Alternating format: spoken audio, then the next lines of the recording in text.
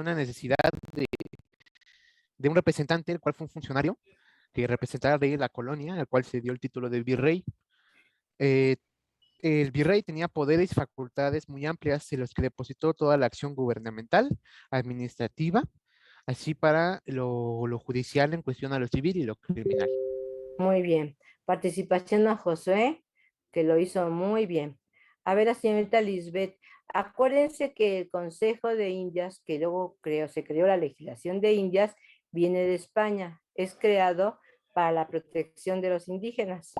Bueno, Lisbeth, te escuchamos. Te visualizamos, por favor, Lisbeth. Ya. Sí, maestra. Sí. Aparte de lo que quería agregar, el primer virrey de Nueva España era don Antonio de Mendoza. Ese fue el primer virrey. Y cabe recalcar de que el virrey nada más era se podría decir como un medio del rey, porque el rey seguía siendo la máxima autoridad de Nueva España. El rey seguía siendo el que decía, sí, mándele esto al virrey, y de aquí se sacaba el consejo y la audiencia, que la audiencia era la que regulaba el poder del virrey que tenía, no podía tener abusos ni algo parecido a eso. Bueno, participación a Lisbeth, por favor. A ver, Danica Mayora quiere participar también. A ver, Danica. Sí, es que el virrey era la autoridad mayor como representante del rey y habían audiencias que las formaban 3 jueces y esos jueces vigilaban los actos del virrey y los sustituían cuando hacía falta. Y después de las audiencias seguían regidores que se encargaban de administrar las diferentes provincias en representación del virrey y cobraban los tributos. Muy bien. Por favor, participación de la señorita Danica Mayora, ¿sí? Bueno, entonces la primera autoridad, como mencionaron hace un momento sus compañeros, fue Cortés, que era el capitán general de la Nueva España. Y durante su gestión, en el aspecto de las construcciones que se hicieron, fue, por ejemplo, el Hospital de Jesús, que todavía prevalece hasta nuestros días, que en un inicio se llamó el Hospital de la Concepción, de la Purísima Concepción, y después se le pone el nombre de Hospital de Jesús, que está ubicado en la calle Abarca 20 de noviembre, por el frente donde se entra, atrás es la calle de Pino Suárez, y hacia un lado es Mesones, y ahí, en la iglesia que está ahí, está los restos de Cortés. Efectivamente, fue el primer gobernante que se estableció en la Nueva España, y en España gobernaba el monarca, que era Carlos V de Alemania y I de España, era el mismo personaje. ¿De qué dinastía? De los Habsburgo, de la Casa de Austria, que ya habíamos comentado con anterioridad. Y después se pasa a una audiencia, ¿verdad? Se le llama Real Audiencia. ¿Por qué real? Porque es creada por el rey, pues se llama Real Audiencia, en donde son un presidente y 5 oidores.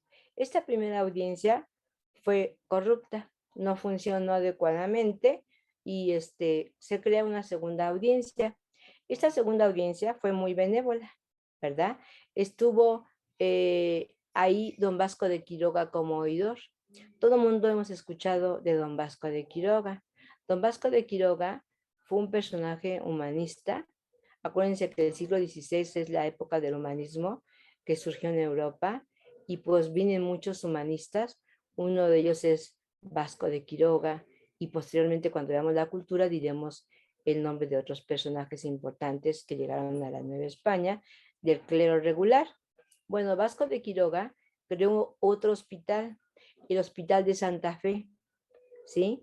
Que ese hospital todavía existe, pero ya no está como la construcción del Hospital de Jesús, que está respetando su arquitectura, sino que este Hospital de Santa Fe está en la colonia Roma y ya es más moderno. Se va don Vasco de Quiroga a Michoacán, y ahí se establece en Pátzcuaro, establece una iglesia bellísima que cuando vayan se la recomiendo mucho, se llama Nuestra Señora de la Salud, y ahí se habla de la vida de don Vasco de Quiroga, y les enseñó a los indígenas en Sinsunzan, un lugar cercano, donde se funda una iglesia bellísima, un atrio enorme con jardines, y ahí enseñó a los indígenas a cultivar la vid y los olivos. Todavía cuando vayan nos pueden ver los olivos que sembró con los indígenas don Vasco de Quiroga, y fue un gran humanista que protegió a los indígenas y les enseñó la religión católica, los evangelizó. Y entonces, después de estas dos audiencias que estuvieron, en 1535 surge el virreinato. A partir de ahí se llama virreinato desde 1535 hasta la consumación, que es en 1821. Acuérdense que el primer virrey fue, como dijo la señorita Lisbeth, me parece, fue Antonio de Mendoza, y el último virrey que ya vino a firmar la consumación de la independencia en los tratados de Córdoba fue Juan de O'Donojú, y hubo virreyes muy importantes durante estos 3 siglos que gobernó España. O sea, éramos colonia de España, no solamente nosotros. Desde en Historia Universal se ve como desde la parte norte la colonia es la Nueva España, y todo lo que abarca Centroamérica y Sudamérica será de España, y solamente el Brasil será para Portugal. Acuérdense que también Brasil buscaba una nueva ruta para llegar a la India, a la tierra de las especias. Entonces, un papa que en ese momento se llamaba Alejandro, hizo una bula, alejandrina se llama por su nombre, que es Alejandro. En esta bula alejandrina trazó una línea divisoria imaginaria entre las colonias de España, que eran las mayorías, y las de Portugal. De Portugal solamente le tocó el Brasil, y luego van a surgir las Guyanas, la francesa, la inglesa y la holandesa. Bueno, y entonces pues nosotros, encargados de la Nueva España, se establece este virreinato, ¿verdad?, en el aspecto político, y debajo del virrey, ya mencionó la señorita Danica, que está la Real Audiencia. La Real Audiencia, que será compuesta con un presidente y 5 oidores, y después así sucesivamente alcaldes mayores, alcaldes menores, corregidores, etcétera, ¿verdad? Bueno, vamos a ver la economía que es tan importante en todos los momentos históricos, que pues es la base de alguna manera. La economía, debido a esto y lo político, se crean las guerras mundiales, la Primera y la Segunda Guerra Mundial, luego se crea la Guerra Fría, entre dos bloques de poder, el socialista con la Unión Soviética y el capitalista con Estados Unidos, y después que cae la Unión Soviética en 1991, queda un solo bloque, o sea, un bloque unipolar, que será el capitalista con Estados Unidos, y actualmente, en este momento histórico, ya es un bloque tripolar. ¿Quiénes son las grandes potencias que se disputan por tener el poderío económico? Pues son Rusia, China y todavía Estados Unidos, aunque Estados Unidos vemos que está perdiendo poder. Acuérdense que en todo existe un cambio, nada permanece estático, todo está en constante movimiento. Así como un momento histórico fue Roma, ¿verdad?, la dominante, otro España en el siglo XVI, Inglaterra, y así sucesivamente. Ahorita pues también va a llegar su decadencia de Estados Unidos, ¿verdad? Porque pues nada es eterno, todo está en constante movimiento. Eso se llama el motor de la historia, que se llama la dialéctica, y por lo tanto tiene que llegar el momento de su decadencia, pero todavía se perfila como una potencia, pero pues estamos viendo que está perdiendo poder y está perdiendo fuerza, ¿sí? Bueno, entonces, vamos a ver la economía. ¿Cuáles son? Vamos a ver primero la agricultura, ya después vemos a ganadería, avicultura, pesca, manufacturas, minería, etcétera, ¿verdad? Vamos primero con todo esto es el aspecto económico. Vamos a ver la agricultura, a ver qué productos. Los europeos le van a llamar el nuevo mundo a nuestro continente, que sinceramente pues no es el nuevo mundo, porque antes que Europa, aquí ya había culturas civilizadas con más antigüedad que los europeos. Pero ellos, como se sienten en el centro del universo, quieren que tengamos una mentalidad eurocentrista. ¿Qué significa esto? Que el centro es Europa. Y no es así. Somos más antiguos, pero le llaman el nuevo mundo y ellos el viejo mundo. Y supuestamente, a ver, del viejo mundo, que trae las cosas, los productos España, ¿qué trajeron? A ver, Jessica está levantando la mano. Jessica Montserrat. Sí, Jessica, a ver, ¿cuáles son estos productos agrícolas que trajeron de España y que no son de España porque son de otros países? ¿Sí? Bueno, Sí, bueno, las especias ¿te principalmente. podemos ver esto, Jessica, por favor? Sí, sí. Espérame un momento. A ver. Sí, claro. Se conectó mi cámara. Ahí está. Sí, muchas gracias. Principalmente las especias, Sí, que no, bueno, que no abundaban aquí y las exportaban de la India, algunas cosas intercambiadas de China y otros lugares, ajá, como viene siendo la seda, el trigo y el olivo ajá, y otras. También de aquí ajá. De aquí empezaron a exportar el maíz, el frijol, el chile, el jitomate, la calabaza, el algodón, principalmente porque aquí eran, pues, sus lugares de cultivo, o sea, de las haciendas, Ajá. pues en eso se basaba la exportación de productos de aquí a otros lugares y se intercambiaban por papel, por tinta, por cosas así. Muchas gracias. Muy bien, Jessica. Muy bien. Participación a la señorita Jessica. Los cereales es algo muy importante. ¿Se acuerdan que ellos estaban acostumbrados al pan, verdad? Y cuando llegan, hacen un pan que se llama pan casabe, que era a base de maíz. Y entonces extraen los cereales, como por ejemplo el trigo, el arroz, la cebada, la avena, que nosotros todavía consumimos, ¿verdad? Y que pues la verdad la avena son muy nutritivos y dicen que por eso los alemanes son tan altos, ¿verdad? Porque consumen mucho la avena. Bueno, muy bien, señorita Jessica. A ver, Josué. Sí, sí, maestra. Bueno, en el aspecto económico, pues Ujú. primero me gustaría empezar diciendo, Agricultura. sí, Seguimos con la agricultura. sí, me gustaría primero empezar, ¿no? Diciendo que pues, alrededor de 1522 fue cuando Cortés, ¿no? Pidió de España, directamente de España, que trajeran un envío grande Ajá. de animales, ¿no? Caballos, Pero a ver, vacas. los animales, ahorita no, porque se va a Bueno, hacer entonces, sí, la ok, aquí también, ganadería. aquí tengo la parte de la ganadería. Se No, no, no. cultivaba El el cultivo beef. sí. Bueno, sí, lo Ujú. que se traía de allá de Europa era el beef, las cereales, el olivo, el azúcar, ¿no? Que era pues completamente nuevo para las personas aquí en la Nueva España, ¿no? Porque no se cultivaban, ¿no?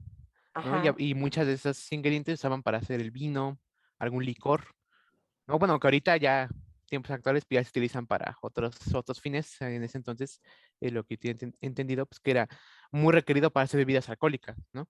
Y Bien. de aquí lo que se exportaba, por decirlo así, lo que se comerciaba, pues eran lo que consumían este, todas las culturas prehispánicas, ¿no? Que era el maíz, la papa, frijoles, chile, ¿no? Amaranto. Y pues para allá, cuando se mandan allá a Europa, fue igual algo impresionante porque nunca lo habían visto. Y fue ahora sí que una fusión, ¿no? Lo que nos traían de Europa, bueno, de España acá, se fusionaba con lo que teníamos nosotros y lo que nosotros mandábamos, bueno, lo que de aquí se mandaba a España se fusionaba con Bien. pero sí la agricultura española. Bu- Muchas gracias, José. Gracias. Pues efectivamente, ahí va a haber una superposición en lo político, en lo económico, en la cultura, en la sociedad, etcétera. Y entonces, por ejemplo, ya habían dicho las señoritas anteriores, antes que Josué, habían comentado sobre la vid y el olivo. La vid y el olivo, fíjense bien, estos van a tener restricciones, prohibicionismos de cultivos de vid y de olivo para protección. Tomen nota que eso va a ser una causa de la guerra de independencia, de productos como vid y el olivo, para proteger a la corona española. Con la vid obviamente se hace el vino, con el olivo pues consumimos el aceite de olivo, las aceitunas, que ya son cultivables aquí, tanto la vid como el olivo, como les mencioné, a pesar de las restricciones. Vasco de Quiroga, después Hidalgo en su momento, enseñaban a los indígenas el cultivo de vid, de olivo, del gusano de seda, que les enseñó Hidalgo, etcétera. Los cereales que también ya se habían mencionado, que todos los seguimos consumiendo, el arroz que obviamente lo trajeron de China, la cebada, la avena, que luego la cebada, con esto van a alimentar también al ganado. Bueno, pero hubo otros productos, por ejemplo, los cítricos. Los cítricos, como tomen nota de todos, inclusive pueden hacer dibujos como la naranja, la pera, la ciruela, ¿verdad? También traen la nuez, la avellana, la almendra, que no son de España, pero son traídos por los españoles. Aquí había cacahuates y había piñón. El piñón existía aquí y era comido en la época prehispánica. Pero, por ejemplo, va a haber una fusión y, por ejemplo, hacemos mole. El mole es una mezcla de lo prehispánico con la colonia. Lleva el chile, que es de aquí, la almendra, la nuez, el cacao, que ya existía aquí, pero ya con la caña de azúcar que mencionó José, porque pues tiene dulce, ¿no? Aquí, ¿con qué se endulzaba? Con miel, porque había abejas, ya habíamos comentado cuando vimos la época prehispánica, y entonces estos productos son traídos de España hacia acá, por ejemplo, en la parte de la agricultura. La señorita Danica, ¿quiere decir algo? Danica. Sí, El dátil también lo traen, acuérdense que el dátil, con esto pues hasta pasteles se pueden hacer. A ver, Danica. sí, que la iglesia era la que tenía posesión de todos los terrenos y que fue la que hizo las haciendas y utilizaron los conocimientos de los nativos del manejo de las plantas que aquí habían para producir más, y eso fue lo que generó muchos ingresos a España. Efectivamente, a ver, ¿con qué hacemos? ¿Con qué hacemos las medicinas? Con las plantas.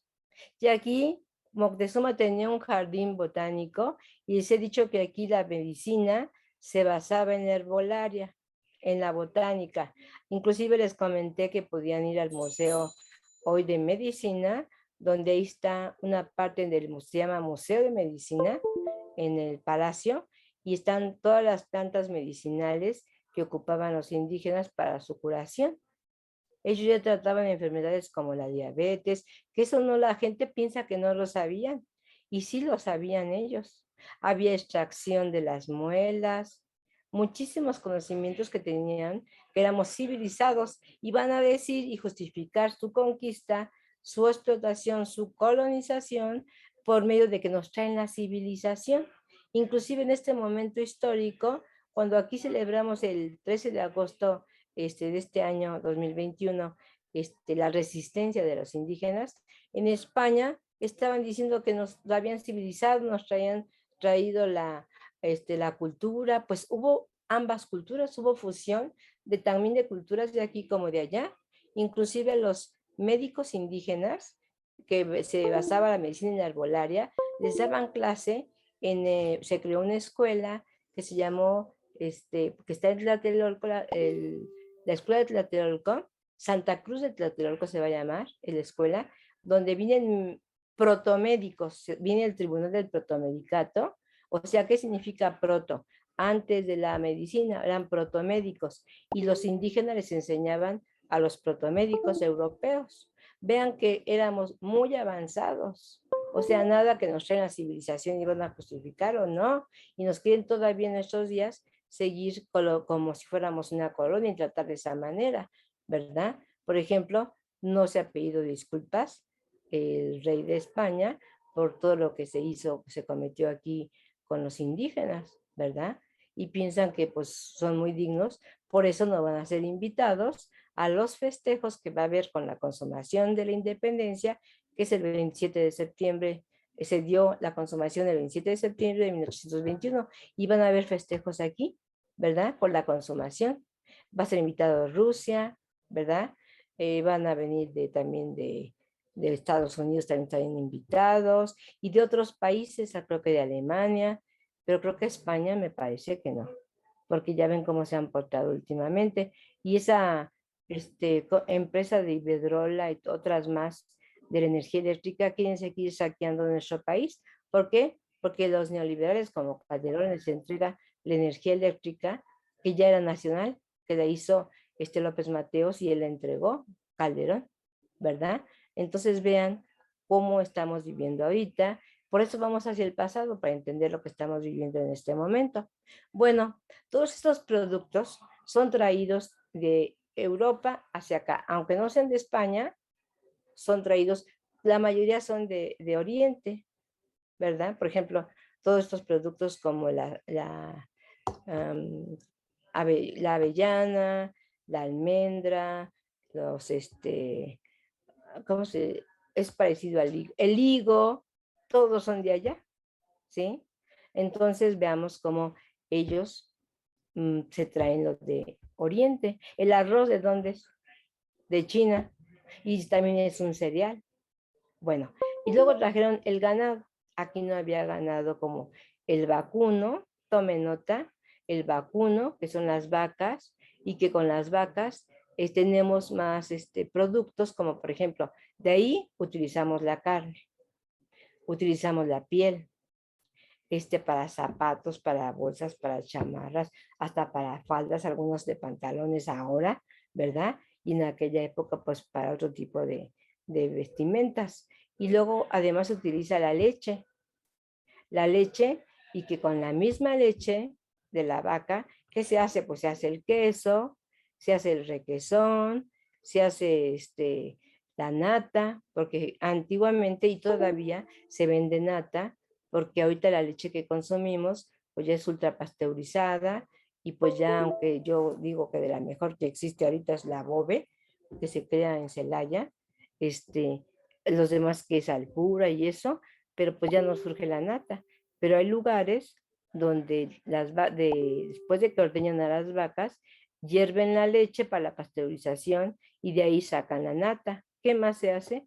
Pues mantequilla, se hace crema, se hacen chongos. ¿Sí conocen los chongos? Se les pone azúcar y cuajo para que se cuaje la leche, se corte, y entonces se hace los chongos que le llaman chongos zamoranos. Inclusive en los supers los venden enlatados, mi abuelita la hacía.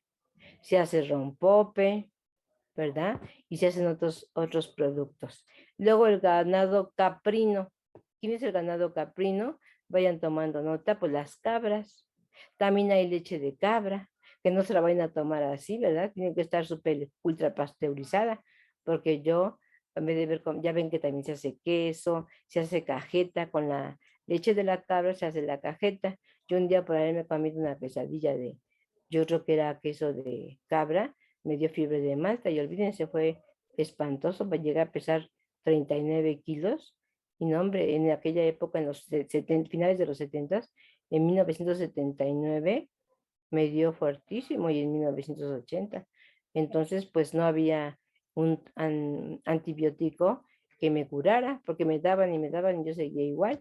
Y entonces hasta que me pusieron vacunas. También había vacunas en esa época para la fiebre de Malta, tenía que ir a vacunarme. Entonces les recomiendo que yo supongo que fue en Chalco, ¿verdad? Porque fui y me compraron queso y todo eso, entonces, y una quesadilla me hice, pues yo creo que yo con eso me enfermé. Entonces tiene que estar ultra pasteurizado, pero hay un queso que se llama queso de cabra, y con eso se hace para las ensaladas y es delicioso, delicioso y eso no les hace daño. Inclusive ahorita ya hay un antibiótico para la fiebre de Malta. Ya no es como cuando a mí me dio en el 79, 80, sino que ya hay un antibiótico. Y así con el tiempo va a haber un antibiótico para el COVID-19, ¿verdad?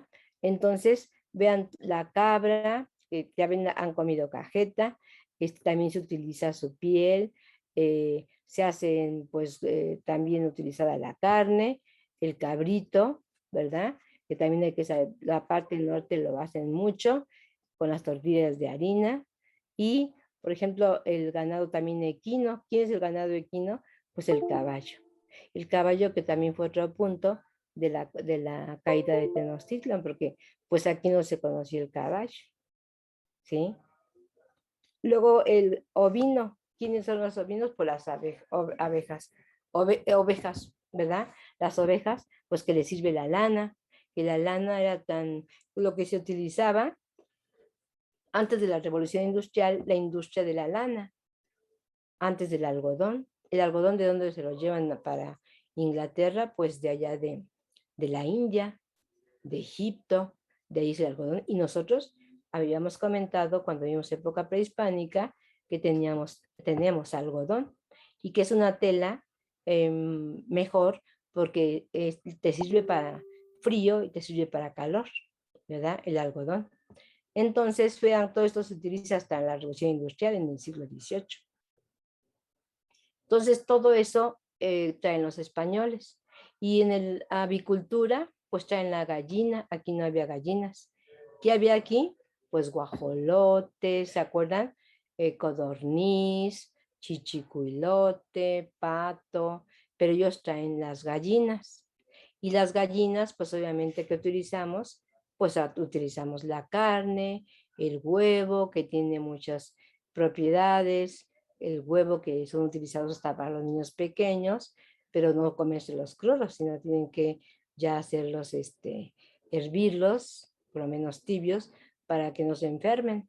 Entonces todo esto esto es traído por los españoles. Aquí teníamos los guajolotes que ahora le dicen pavo, ¿no?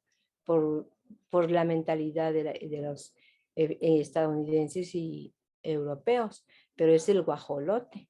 Y ya todo el mundo que pavo, hasta vamos al súper y pechuga de pavo, ¿verdad? Así como el jitomate, dicen tomate, pues no, es jitomate, el tomate es el verde, ¿sí? Entonces, nosotros como mexicanos tenemos que exaltar nuestra cultura, valorarla y pues decirle tal como se llaman las cosas.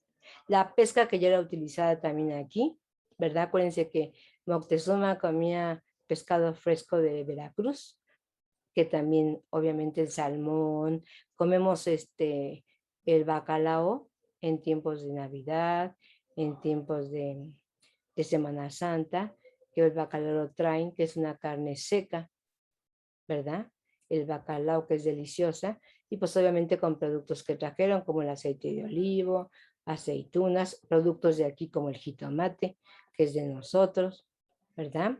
Y así, ¿verdad? Todo esto se forma parte de la economía. La apicultura también, que la apicultura también existía aquí, ya le había dicho a ustedes que había abejas de aquí, de nuestro territorio, y traen otro tipo de abejas, y que hasta nuestros días consumimos la miel, ¿verdad? Y hay muchas variantes de la miel, que hasta hay para tratamiento medicinal, que sirve como también antibiótico para cuando estamos enfermos de la garganta, cuando tenemos tos, que se crean productos medicinales por medio de la abeja, por medio de la miel, ¿verdad? Bueno, esta es la economía de esta sociedad novohispana y van a surgir productos mexicanos que comentaremos posteriormente. Y ahora nos vamos a hablar ¿qué horas son? Váyanse anotando, ya son 11:56, entonces váyanse anotando para registrar su asistencia, por favor. Y luego ahorita hablamos del aspecto social. ¿Cuál era la pirámide social que se estableció en la sociedad novohispana? A ver, ¿alguien quiere participar? Otra persona para que no solamente sea una, dos o tres personas, que sea otra persona que no haya participado. Lisbeth, José, ya han participado. Otra persona que no haya participado, para que haya democracia, o sea, que tengan todo el mundo derechos a sus participaciones y que eso va a influir en su calificación. Y no les dé pena hablar, se les va a ir quitando, todos nos podemos equivocar. Jessica creo que también ya participó. A ver, nada más está Jessica, ¿Cuál Lisbeth, era la pregunta? la estratificación social, o sea, las clases sociales de la sociedad novohispana.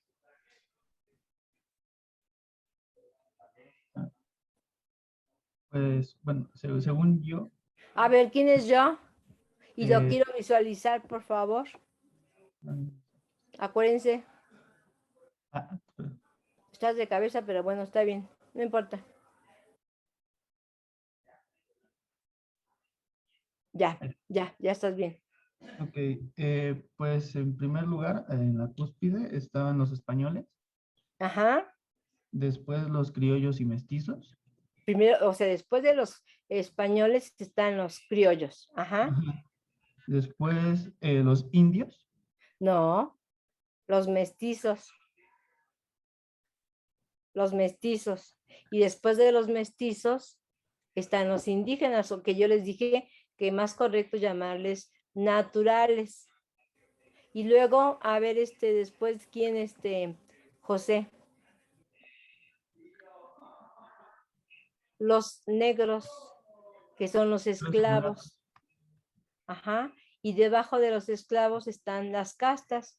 Participación, por favor, al joven. ¿Te llamas Saúl? Sí, Ah, me equivoqué porque acá decía otro nombre. Yo creo que alguien se apuntó y te dije otro nombre. Participación al joven Carranza Herrera Saúl, por favor. Entonces repetimos la estratificación social. En la pirámide, en la cúspide, están los españoles peninsulares que vienen de la península ibérica. Debajo están los criollos, que son los hijos de españoles, pero que nacieron en América. Y ya por eso están debajo de los españoles, porque ya nacieron aquí. Qué discriminación, ¿verdad? Les va a dejar más tarea, ¿verdad? Van a hacer las causas. Bueno, primero anoten, por favor, anoten, antes de que se me... Nada más tengo un minuto. Las reformas borbónicas. Y terminamos después, hablamos más de las clases sociales. Reformas borbónicas, que son en el siglo XVIII, por parte de la dinastía de los Borbones, que se va a establecer en España, que son de la Casa de Francia. Ya no son austriacos, sino que son franceses. Se establecen en España. Entonces, Carlos III hace unas reformas que se llaman borbónicas en el siglo XVIII. Y va a haber un cambio aquí en la Nueva España y en todas sus colonias. Y luego las causas de la independencia, externas e internas. Nada más les dejo eso. Si les dejo más, le escribo a Diana. Bueno, síganse cuidando mucho.